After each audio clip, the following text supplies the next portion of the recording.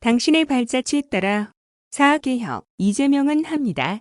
경기도에서 사립학교 공정채용 개혁에 나섰던 것 기억하시는지요? 그 계기가 되었던 사건의 전말이 경찰 수사를 통해 드러났습니다. 18억 원이 오갔고 미리 문제나 답을 건네받은 13명만 합격했습니다. 지긋지긋한 사학 비리의 역사, 반드시 끊어내야 할 적폐입니다. 성실히 최선을 다하는 국민들 조롱하는 일입니다. 이런 것을 방치하면서 아무리 공정 외쳐봐야 소용없습니다. 지난 2월 경기도에서 야심차게 시작한 사립학교 공정채용 협약은 채용의 전 과정, 1차 서류부터 면접, 수업 실기까지 교육청에 위탁하는 방식입니다. 이제 밀실 채용하지 말고 공정하게 채용하자는 것입니다. 사학개혁은 민주정부의 발자취가 담긴 개혁입니다. 노무현 대통령님께서 특히 심혈을 기울였던 개혁입니다.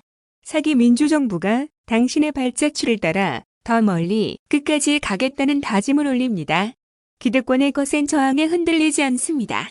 국민 모두가 공감하시는 문제, 그러나 기득권 반발로 스리슬쩍 넘어가는 문제, 용기와 결단으로 끝끝내 해결하는 것이 이재명식 개혁입니다. 다음 페이스북 글, 이낙연 후보님, 작년 7월 30일 대화 기억하십니까? 가짜뉴스로 원팀 훼손, 지역주의 조장하는 캠프 관계자, 제지를 요청드립니다. 지난해 7월 30일 이낙연 후보님께서 당대표 후보로서 경기도청을 찾아주셨습니다. 비공개 황담 자리에서 제가 후보님께 이 후보님이 대선에서 잘 되시면 좋겠다.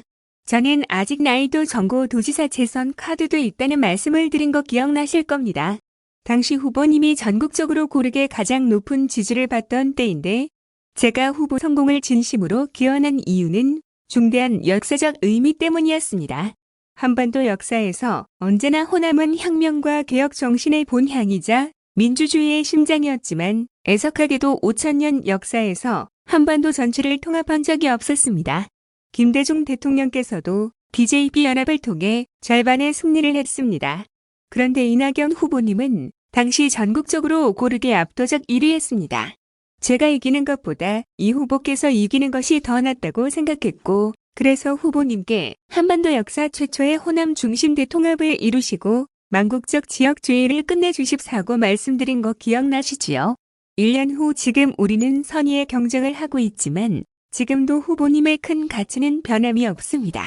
중앙일보 인터뷰에서 저는 실력, 신뢰, 청렴을 인정받아 전국적 확장력을 가진 제가 민주당 후보로서 본선 경쟁력이 크다는 말씀을 드렸을 뿐 이 후보님 측이 주장하는 것처럼 지역주의 조장 발언을 한 적이 없고 인터뷰 기사에도 그런 내용은 전혀 없습니다. 아쉬운 점은 후보님 캠프 관계자들의 극단적 네거티브입니다. 제가 하지도 않은 말을 지어내 이재명이 인터뷰에서 지역주의 발언을 했다고 공격하고 있습니다. 지역주의 조장을 하지 말자면서 되레만국적 지역주의를 조장하고 있습니다. 조용히 하자고 시끄럽게 고함치는 꼴입니다. 이낙연 후보님께서는 직접 제 말씀을 들으셨고 중앙일보의 제 인터뷰 기사도 보셨을 것입니다.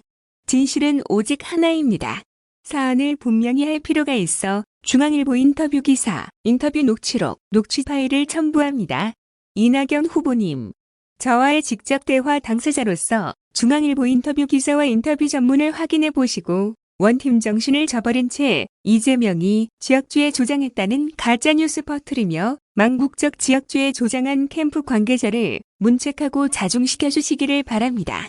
국민 여러분, 여러분께서도 인터뷰 기사, 인터뷰 녹취록, 인터뷰 녹음 파일로 사실관계를 확인하시고 과연 이재명이 지역주의 조장 발언을 했는지 이낙연 후보 캠프가 가짜뉴스로 망국적 지역주의 조장하고 있는지 직접 판단해 주시기 바랍니다. 인터뷰, 원문, 기자 질문. 결국 본선 필승을 생각했을 때 지사님 스스로 이제 필승 카드라고 생각하시니까 지금 도전을 하고 계신 거라 생각하는데 이 민주당이 사실은 좋은 훌륭한 분들이 많이 출마하셨는데 그중에서 지사님이 왜 필승 카드라 생각하시는지. 이재명 답변. 정권 심판론이라고 하는 게 현실적으로 작동되고 제가 사실 출마 선언하기 전까지 도지사 재선도 여전히 선택지에 있다는 얘기를 했지 않습니까? 그건 사실 빈말이 아니라 진심이었어요. 저는 아직 나이도 있고 도지사 역할도 겨우 3년밖에 안 했는데 앞으로 해야 될 일도 많고 그래서 누군가가 정말 이길 수 있는 카드가 있으면 적극적으로 지원하겠다 이런 입장이었습니다. 그리고 제가 작년에 사실 이거 내가 아무한테도 얘기 안 했는데 이낙연 당대표님이 경기도에 오셨을 때 전당대회 당대표 출마하시면서 오실 때 제가 진심으로 꼭 잘 준비하시고 하셔서 대선 이기시면 좋겠다 이 말씀드렸어요. 그때는 사실 지지율이 고르게 잘 나올 때입니다. 제가 그때 그 말씀을 드렸던 이유는 이 한반도 5000년 역사에서 소위 백제, 호남 이쪽이 주체가 돼서 한반도 전체를 통합한 예가 한 번도 없어요. 한 번도 없어. 단 한 번도. 김대중 대통령께서 처음으로 했는데 성공했는데 절반의 성공이었죠. 충청하고 손을 잡았잖아요. 근데 지금은 그때 당시에 보니까 이낙연 대표는 전국에서 매우 골고루 득표, 지지를 받고 계셔서 이분이 나가서 이길 수 있겠다. 이긴다면 이건 역세다. 내가 이기는 것보다는 이분이 이기는 게 더 낫다. 실제로 그렇게 판단했습니다. 그래서 진심으로 꼭 잘 돼서 이기시면 좋겠다. 이렇게 그때 말씀드렸죠. 진심이었는데 뭐 상대가 어떻게 받아들였는지 잘 모르겠어요. 근데 그때 마음은 진짜 그랬으니까. 근데 그 후로 지지율이 많이 바뀌어버린 거예요.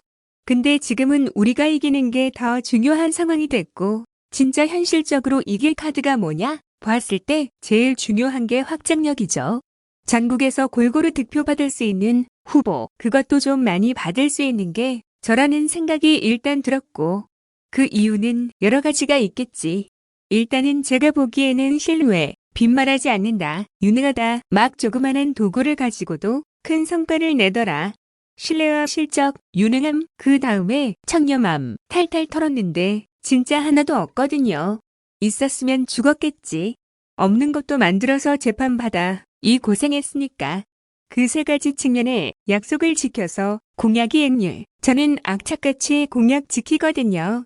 제가 불법이거나 정말 객관적으로 문제가 되는 거 아니면 그래서 광화문에서 단식해 가지고 제가 한 거 아닙니까? 사실 복지 정책 하다가 눌려가지고 내가 반항하느라고 광화문 단식한 거거든요. 아시죠? 그래서 그렇게까지 제가 복지 정책 밀어붙여서 약속한 것 지켰던 거고 그래서 공약 이행률 95% 매우 중요하다. 다른 정치인도 공약 지키는지 한번 봐줘라. 그런 거고요. 제일 중요하니까 신뢰. 두 번째는 제가 사실 경기도나 성남시장이 가지는 권한은 미약하지 않습니까? 예산도 얼마 없고 그래서 그 작은 도구를 가지고도 성과를 많이 냈잖아요. 성과를 많이 내서 경기지사는 대권과도의 무덤이라고 했는데 저는 완전히 반전시켰잖아요. 작은 도구로도 얼마든지 큰 성과를 낼 수 있다. 그 성과 문제. 지금 도정 만족도 1위하고 있는 것. 세 번째는 제가 부정부패도 없다.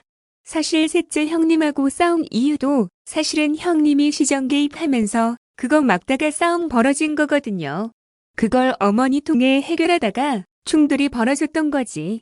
이 세 가지 측면 때문에 전국에서 고루 지지를 받는 거고 그리고 지역적 확장력도 있는 거고 그게 합치니까 가장 본선에서 이길 가능성이 높다 라는 판단이 든 거죠. 기자 질문. 다른 후보들의 본선 확장력이 좀 약한 거는 이재명 답변. 제가 다른 후보에 대해서 얘기하기는 어렵고요. 각자의 장단점이 있는데 결국 국민들이 이제 판단하실 거라 보고 실제로도 그렇게 될 거고 저는 아까 말씀드린 세 가지 요인 때문에 전역에서 대한민국 전 지역에서 전 연령대에서 전 부문에서 고루 지지를 받지 않습니까? 이거는 사실 실력, 신뢰, 청렴 이바 외에는 설명할 길이 없어요.